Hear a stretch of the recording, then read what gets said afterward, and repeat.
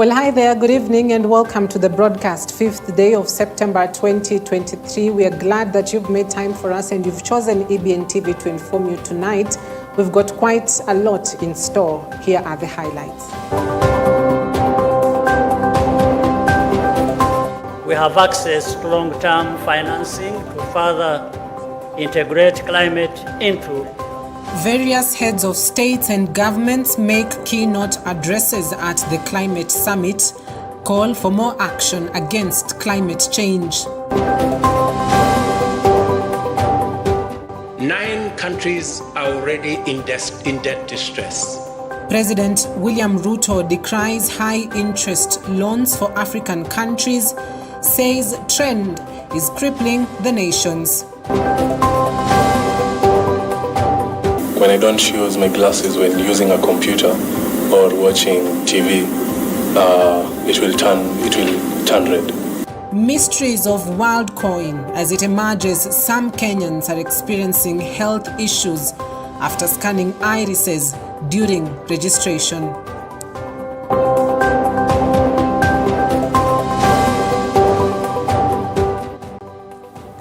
Well, hi there, I'm Cynthia Nanjala. Our SMS line is 23993. Watch us live on Facebook and on YouTube on EBN TV. EBN Prime Edition begins right now. President William Ruto has called for a global debt relief deal to help indebted African nations fight the damaging effects of climate change, insisting the two issues are indelibly linked. Head of State William Ruto said most countries on the continent lacked the finance needed to address a range of pressing issues, including climate change, following debt defaults in Zambia and Ghana over the past years. Almost half of the countries in sub-Saharan Africa are either in or at high risk of debt distress, including Kenya, according to the World Bank. Many of our countries, and we are here and they say figures don't lie. 9 countries are already in debt distress in our continent, over the cliff. 13 countries are classified as high risk, and another 17 countries are classified as moderate risk. And the biggest contributor to debt distress in our continent is high interest rates. We pay 5 times more than others. Meaning that in fact, the architecture is set up in a manner that if you borrow, it will be difficult for you to pay. And that is why we need a conversation, and a very candid conversation, and we are saying this in all honesty, around how do we get concessional funding? How do we pay as much as others are paying? How do we get Africa away from paying 5 times more? And I asked in this gathering, we're not asking to be favored. We're not asking to be treated differently. We want a fair financial system that treats everybody equally. Ladies and gentlemen, that is not too much to ask. A fair international financial architecture is not a fair proposition or an unfair proposition to make. Still on that summit, President William Ruto on Tuesday suggested that African countries should introduce a carbon tax. While speaking during the Africa Climate Summit, Ruto said that carbon tax is the only way the countries can raise adequate resources. Through carbon tax, the president highlighted that African countries can use it to finance development. Also, President William Ruto noted that the tax can be utilized to unlock the resources that we need to be able to drive new financial opportunities, especially for green energy. Carbon tax is a type of penalty that businesses must pay for excessive greenhouse gas emissions. The tax is usually levied per ton of greenhouse gas emissions emitted. According to Investopedia, carbon taxes have been implemented in 35 countries to date. To be able to unlock the resources that we need to be able to drive these new investment and financing opportunities, especially for green energy, we believe it is time to have a conversation about carbon tax. I believe it's the only way, it's among the ways that we can raise additional and adequate resources for us to finance our development. And while we are thinking about financing, for us in Africa, three things are very important. As they say in Kenya, mambo ni matatu. Number one, speed. It takes inordinate to access any meaningful resources. Number two, it requires scale, because we've all agreed that enormous resources are required. And number three, affordability, so that we all pay the same. Africa is meeting, and Africans are talking. The world is listening.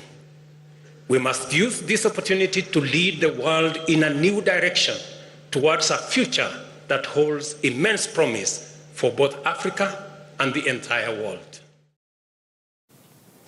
Africa is calling for fair treatment in the face of climate crisis affecting many livelihoods in the continent.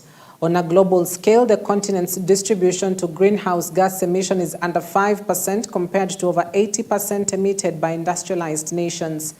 At the ongoing Africa Climate Summit in Nairobi, leaders called for proper valuation for continent's natural resources, restructuring of global financing architecture, and release of more funds for green energy to mitigate climate crisis. Here is Victor Nzobeli with that report. African leaders arrived on Tuesday, September 5th at the inaugural Africa Climate Summit being held in Nairobi, including Salva Kiir of Sudan, Paul Kagame of Rwanda, and Samia Suluhu of Tanzania. The summit is focused on mobilizing financing for Africa's response to climate change. President Paul Kagame said he hopes the Africa Climate Summit will serve as a good foundation for discussions later this year at COP28.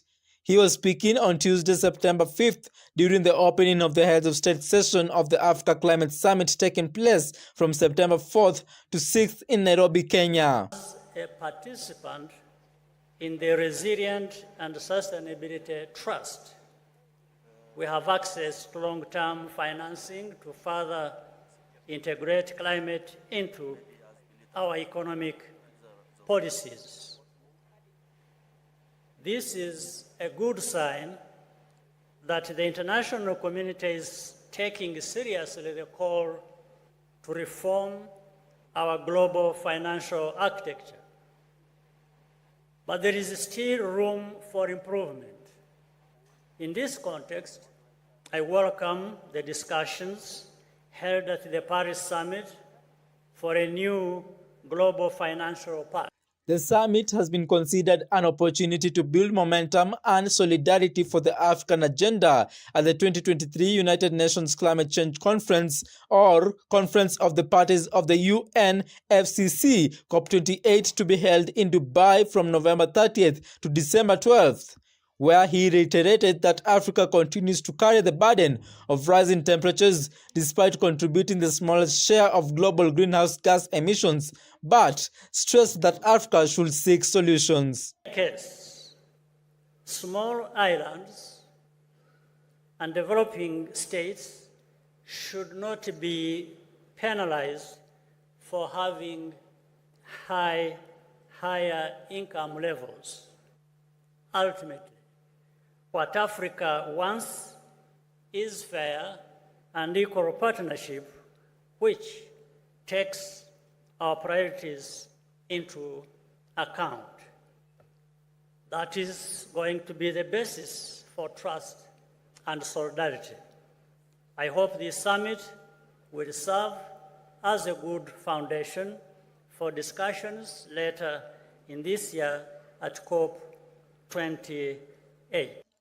Tanzania President Samia Suluhu Hassan said that African continent needs to reposition itself not only as a supplier of raw materials globally, but a developer of them for further benefit. Her sentiments were echoed by South Sudan President Salva Kiir. We also have to contribute critically in the environmental protection in our countries. So having all these, Africa has to stand firm to use the materials for our own development. Excellencies, human capital dividend in Africa is another force to reckon. To avoid the past mistakes in the history of our continent, we need to focus on human capital advancement by training our own people, especially youth, so as to be able to reap from these vast opportunities. The Africa Climate Summit is being held in Nairobi this week, and it has attracted a number of heads of state and government, pointing to a commitment in taming global warming effects disrupting lives across the globe. The summit in Nairobi is being organized by the Kenyan government and African Union and is running in parallel with Africa Climate Week. Its theme is driving green growth and climate finance solutions for Africa and the world. Victor Enzobeli for EBN TV. Switching gears away from the climate summit, the controversy surrounding cryptocurrency project WorldCoin is set to take a new turn, with revelations now emerging that some Kenyans who had their eyeballs scanned to register for the currency are now experiencing health issues. Even more, some of the victims now claim that they were shortchanged and did not receive the 7,000 shillings that had been promised for signing up as new WorldCoin users, but were instead given 2,000 bob. Testifying before the National Assembly Ad Hoc Committee of Inquiry into the WorldCoin controversy, one of the witnesses on Tuesday submitted that after undergoing the scan, he started experiencing eye problems and had to seek medical assistance. WorldCoin were in town to register individuals and users to a new system they are calling the WorldCoin.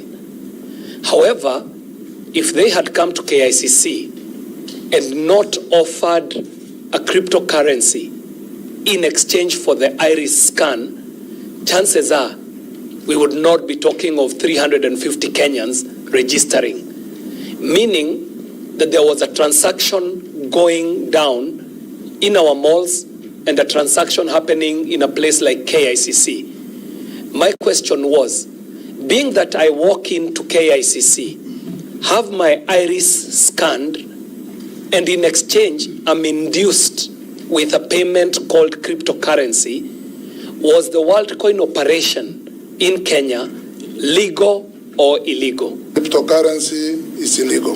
I think that needs to be very clear. It is not legal tender. So, my knowledge, and I could be wrong, I don't think there's a country that has adopted Bitcoin as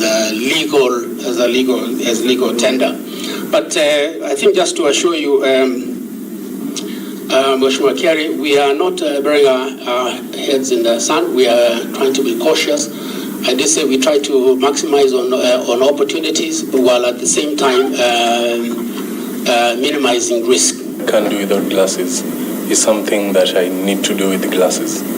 Meaning, when I don't use my glasses when using a computer or watching TV, it will turn red. Your eyes will turn red. Yeah, and get irritated. And before the WorldCoin experience, you're okay? I was okay, yes. Now, the case of the Solai Dam tragedy has returned, with 9 accused in the case appearing in the Naivasha court to begin defending themselves. The tragedy that happened 5 years ago led to the deaths of more than 45 people, and millions of dollars worth of property was destroyed as a result of the wing breaking its banks and overflowing. It was caused by the dam overflowing, and property millions of money was also destroyed, as the former Solai farm director Perry Manusur and his colleagues are facing manslaughter charges for failure to prepare a report to assess the impact of the dam on the environment. The said dam is situated in the property of Kensalt Limited, Your Honor. What is your relation with both these two companies? That is, Kensalt Limited and Patel Coffee Estate Limited. Your Honor, I'm a director. And a shareholder? Yes, I am a shareholder.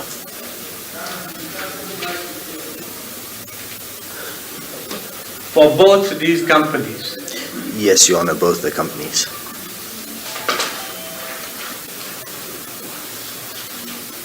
There are other directors and shareholders in Exhibit 65A and B. Yes, Your Honor. Do you know why the other directors of the company were not charged here? I have no idea, Your Honor. Do you know why selectively the prosecution picked on you to be charged for these offenses? No, I don't, Your Honor. What would you say to the fact that you were singled out and charged?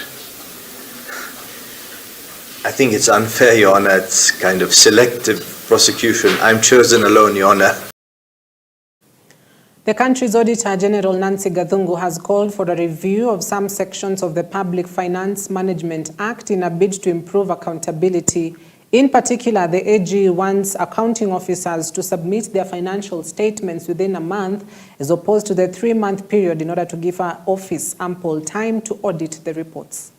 The Constitution gave the Auditor General 6 months to audit and report because the drafters envisaged that would only be N-1 year behind. But unfortunately, some mischief was introduced through the Public Finance Management Act that gave the accounting officers 3 months to prepare financial statements and left the Auditor General with only 3 months to do the audit. That section of the PFM Act must be amended with immediate effect, that the accounting officers must deliver their financial statements to the Auditor General for audit within 1 month or at most within 2 months. Because I tell her where the red flags are. I am sure that when we'll be doing the root cause analysis, we'll be a lot better than all entities, including state-owned enterprises, are now struggling to configure their systems to ensure that it meets the directives that have been issued. Rarieda Member of Parliament Otiende Amolo has expressed his disappointment following the manner in which Azimio leader Raila Odinga was handled by the police in Narok last Sunday. The legislator condemned an incident where Odinga's convoy was blocked by the police, saying that this cannot be allowed to happen, not only in Narok, but in any part of this country whatsoever. He says that what happened is not consonant with the ongoing bipartisan talks, and therefore warned that much as they support the dialogue, they will not allow the Kenya Kwanza administration to humiliate their leaders.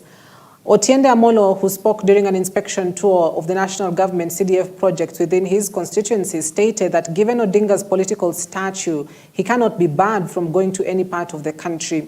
The lawmaker has therefore warned that the vice must stop forthwith, noting that they can also decide to make a similar declaration to bar some leaders from accessing certain parts of this country should the trend continue. What happened yesterday in Narok is quite unfortunate. And I want to tell the Republic that what happened yesterday is not consonant with the bipartisan talks. When people are talking to bring peace and harmony, you cannot start bringing the police to prevent our leader from accessing any part of this country. And we want to tell those in UDA that we support the bipartisan talks, but we will not stand aside when they try to humiliate our leader.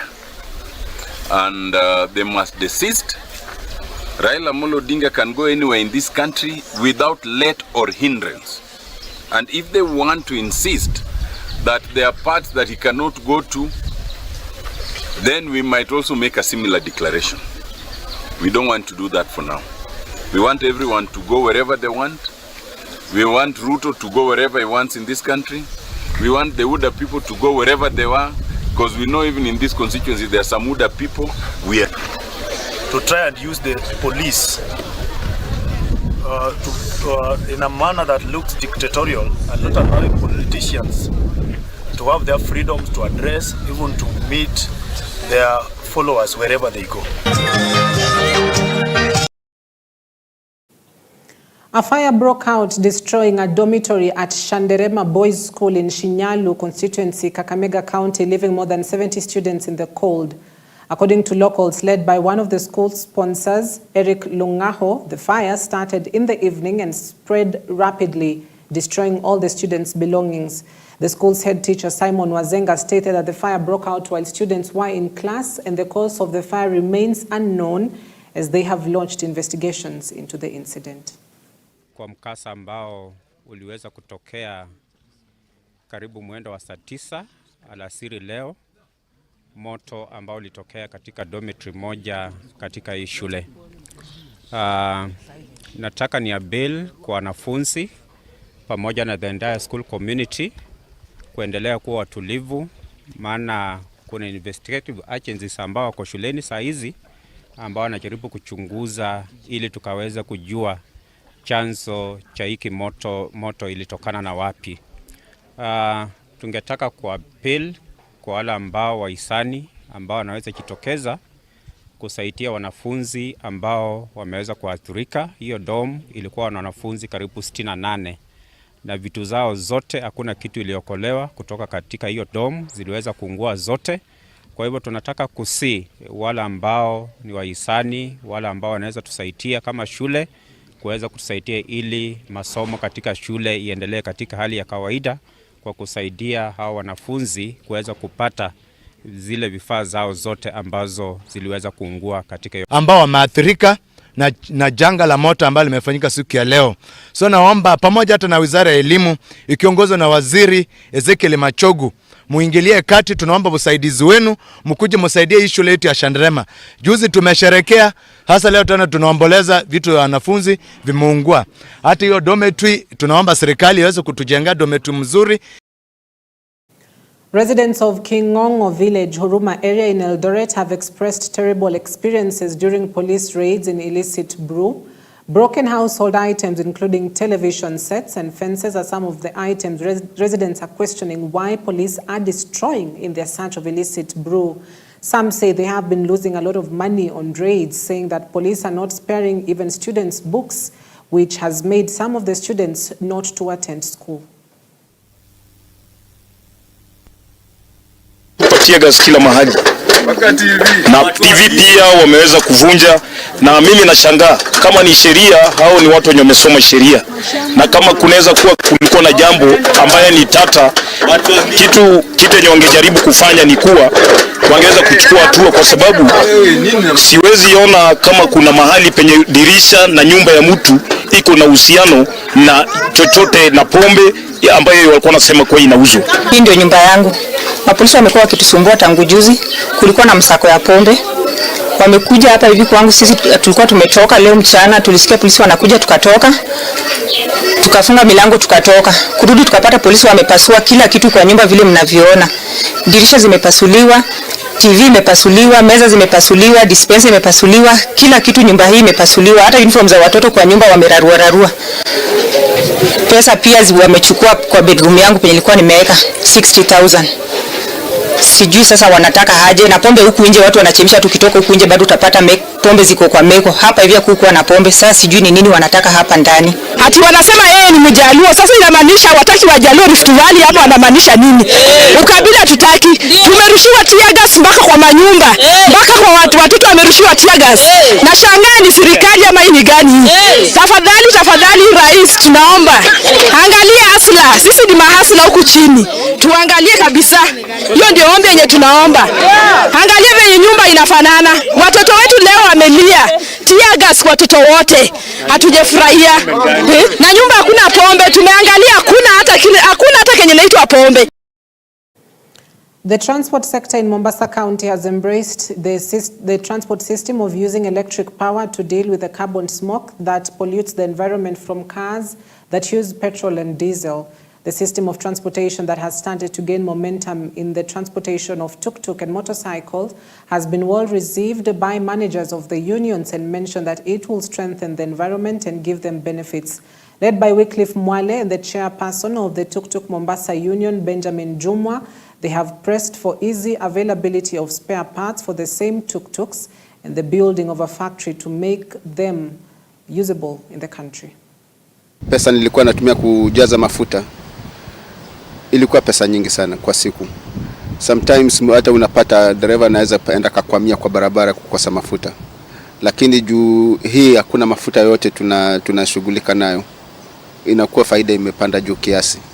Na ni kitu mzuri sana ziongezeke kwa soko. Ili nayo hata bei ya vitu zingine kama batteries zikuwe nyingi na at least ziwe kuna battery ambayo inaweza enda muda mrefu kiasi. Otherwise hii kwangu iko na faida kubwa, hata kwa madereva wengi itakuwa faida kubwa, especially watu wale kule mashinani ambao kuna stima lakini petroli kule ni shida. Hii ndio na iko na nguvu, kuna nguvu ya kubeba mizigo, kuna nguvu ya kubeba abiria. Hata ukiangalia ndani inaweza kaa abiria wanne, ni kubwa kidogo hata kuliko ile nyingine. Inaweza kaa abiria wanne na zile zingine 3. Tukiwa customer akija anachagua size. Akipata ya diesel ama hii anachagua hii. Kwa sababu hii kwa barabara iko shwari kidogo, iko smooth. Hata skegi na vibrate, especially wa mama huko Mombasa wao watakangi tingizo. Cha kwanza kabisa hii gari lazima uwe msafi nayo. Yote tayari tumeshaanza kuhifadhi mazingira. Haina kelele, pollution free. Itasaidia sana. Tumezikumbatia 100% kwa 100 kwa sababu unapoingia kazi huwa unatarajia urudi nyumbani na kitu. Kama mafuta unatumia 1200 na hizi utatumia robo ya ile mafuta ambapo utaiswap mara moja, inamaanisha utalipishwa kwa fuel shilingi 400. Tunaikumbatia 100%. Still in the county, more than 500 families from the neighborhood of Zitengezere, Junda, Mombasa County have benefited from the 5.9-acre land title that has grown with ownership controversy while asking the government to solve the problem of absentee landlords, which is increasingly worrying many. Speaking at an event to present the patent to the community after winning the case in the Land and Environment Court, the chairman of the social organizations of the Coast Lawyers, Zedekiah Dika, has pushed for the creation of a list of all lands associated with owners who are not in the country to start the process of identifying whether they are the real owners. On the part of the residents led by Joseph Karisa and Zinzi Kalonki, they have expressed the Ministry of Land to give them full direction to ensure that every homeowner gets his or her land certificate from the general certificate given to the community. We also thank the court kwa sababu injustice imefanyika. There's no way a title can be in somebody's name and that person does not exist. Yeah? Alikuwa anaitwa Osman? Ismail Osman. That was the absentee land. Kati hatujapata hakimiliki, tulikuwa ni waoga kujenga nyumba ambazo ni permanent. Tulikuwa tuna hofu manake hatukuwa tunajua feti ya shamba. Kwa hivyo haikuwa rahisi hata pengine kuweka moto, kuleta maji, hata kuomba kutengezewa barabara, mambo kama hayo. Kwa hivyo tulikuwa tunaishi tu maisha duni hivi. Hakuwako hiyo siku ya koti, mimi nilikuwako, hakuwako Ismail Osman. Na tulifanya gazettement, hakuna yote ambaye aliclaim chochote. Kwa hivyo we have all the documents kwamba the man is not there and is not even existing. Lakini hao tunaita absentee landlords ni kuwa ni kina nani? Wengine hata hawajulikani. Ndiposa tukahusisha tume ya kitaifa ya ardhi na kutoa taarifa kuwa wale wote ambao wanaitwa absentee landlords tuweze kujua ni kina nani. Water crisis has affected Lodwar in Turkana County for about 3 weeks now, and the most affected villages are Kawalase and Nakwamekwi. The situation has forced residents to trek for long distances searching for water, while others are forced to access unclean water at Kawalase River and Otakwei River. The residents are accusing the water supply company known as Lowasco for failing to provide services to the Lodwar residents. Residents are claiming that the company has made them struggle to access clean water, and this has contributed to their families being infected with waterborne diseases. They are now appealing to the county government boss to come to their rescue since they have struggled for many years without access to clean water. Shida yetu hapa kubwa ni maji. Maji ndio imekuwa shida. Kupata maji hapa sio rahisi upate. Inabidi uende distance ya karibu 5 km kupata maji. Lowasco wameshindwa kuprovide na mapipes za maji. Si maji hapa tuko na 5 years bila kupata maji. Sisi Chinese pasue pipe ambayo ilikuwa imeconnectiwa hapa Kawalase. Sasa maji hapa ndio imekuwa shida. Inabidi unashindwa utagharamikia gani chakula ama maji. Because sasa ukiangalia gharama ya mafuta ni expensive. Sasa hizi pikipiki unapata kama ukipelekea mtu maji unaweza mwambia hata maybe 300. Na ambaye mtu anakuuliza ndanunua maji ama ndanunua chakula. Sasa hiyo ndio shida yetu. Sisi tungeomba serikali ya county itusaidie na maji. Lowasco imeshindwa na kazi. So sisi tunayaomba maji kama wakazi wa Kawalase. Maji connected tupate maji because hiyo ndio kitu yetu ya maana. Hizi watu wa Kawalase wanapata shida ya maji kwa muda. Ilali kuna kampuni ya Lowasco ambayo inafaa kutusaidia kwa upande ya maji. Sisi watu wa Kawalase na watu wa Kwi wanaangania maji ya laga ambayo yanafihimi. Tungependa serikali itusaidie kwa upande ya maji. Maana tuna kampuni ambayo ingeweza kusaidia na haitupei msaada ambayo unafaa. Ndio tunakunywa na ndio tunapikia. Hakuna maji zingine yenye tunakunywa. Itakushikisha ndio, itakushikisha homa. Itakushikisha tumbo. Utatoa ingine wapi? Hata Lowasco hiyo bado hawajafika, na bado hawajafuruta maji. Hajafika. Lowasco bado hawajafika.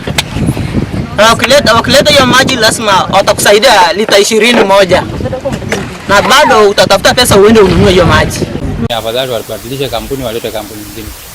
Kwa sababu sasa sisi tunakunywa maji ya laga, hii ya laga iko na chumvi na iko na wadudu sasa hivi ndani. Hata hatuelewi tutafanya nini. Kwa sababu hata mtoto akikunywa hiyo maji anapata na ugonjwa kila wakati. Watoto wengi sasa hivi wako kwa hospitali huko, hata wakiingia hapo ndani maji sio maji hiyo. Kuna wengine wanajaribu kuogelea maji chafu yenye iko hapo hivyo wanashikwa na madudu kwa mwili. Sasa Lowasco tungependelea Lowasco ituletee maji lakini hawa. Sadly, one person has survived a fatal accident after a Probox vehicle transporting illegal donkey meat was involved in a fatal accident on the Mutarakwa-Maimahiu highway earlier Tuesday. This is according to the Deputy Police Commander Paul Yator, while saying that the relative who survived the death is the driver of the Hilo car and he is currently receiving treatment at the Tigoni Hospital under protection of police officers. In addition, Yator said that they continue to patrol in order to deal with all those who run the illegal business, while also mentioning the areas of Ndeia, Kikuyu and Maimahiu as leading to the slaughter of donkeys. On their part, residents who appeared in the area of the tragedy expressed their doubts about the action of the CS for Interior, Professor Kithure Kindiki, to remove roadblocks, many saying that criminals or criminality may increase. We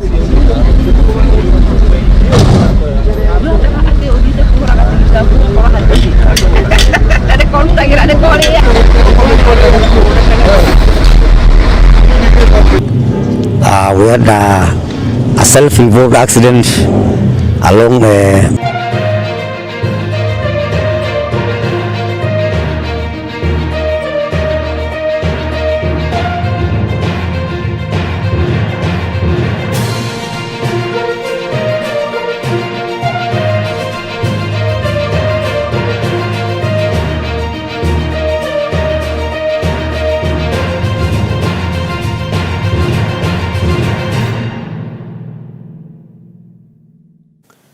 The race for the National 7th Series remains wide open as teams prepare for the final leg, the Kabaeberi Sevens in 2 weeks. The failure by league leaders Cabras and challengers KCB to win the TSAP Sevens over the weekend means the top three alongside Strathmore can win the national crown on Sunday. Cabras and KCB fell in the TSAP quarters 19-5 to Mwamba and 10-5 to Menengai Oilers respectively. Strathmore Leos, who lost 12-7 to Nondis in the TSAP final, are also in the mix for the title, especially if the regulars fail to sparkle at the RFUEA. Cabras led the log with 92 points, one better than KCB, with Strathmore third with 82. Defending champions Menengai Oilers are a distant fourth and well out of contention with 71 points as Mwamba round off the top five with 69 points. I think it comes with taking a tournament in a new venue, and one of the challenges will be trying to attract as much fans, as much support from the area, which is something that We've learned over time it takes a year, 2 years for people to really to buy in. This is not so well taken care of. The preparation for it was a bit hurried. You can't have an inspection being done on the day of the tournament. It's not as at 100%, but we can give them 80%. It's not easy to host a tournament. It's not easy to get good grass in Kenya, but we'll give credit to where it's due. Probably something lacking in the try box. They'll have planted more grass. And the fans cheering and the games going on the way they've been, I think it's just a step in the right direction and something that we need to do more, not only for Eldoret, but even other towns where we want the growth of the rugby to be countrywide. Football Kenya Federation has continued efforts to strengthen soccer in the country through training for local trainers or local coaches in the country. The former captain of Harambee Stars, Musa Otieno, has stressed the importance of training in the grassroots level. This happens as 30 trainers qualify for the 10-day D-level training in Roysambu area of Nairobi County.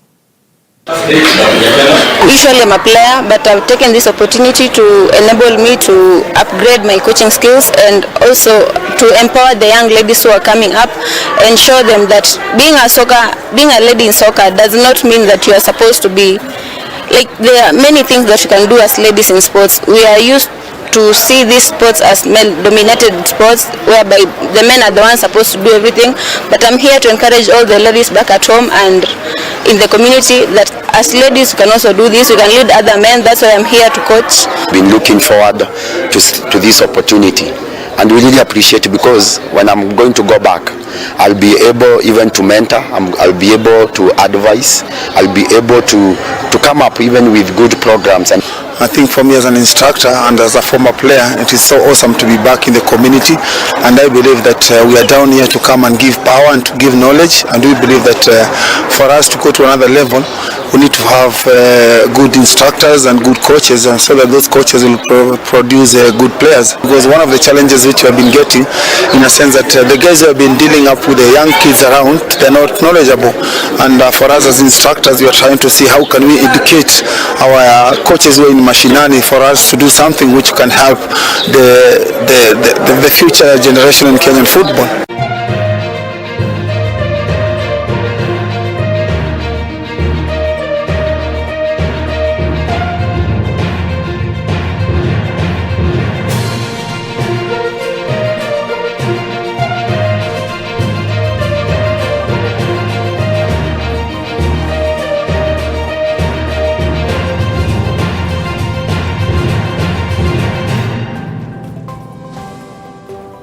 Well, that's a wrap for EBN Prime Edition. I'm Cynthia Nanjala. Good night.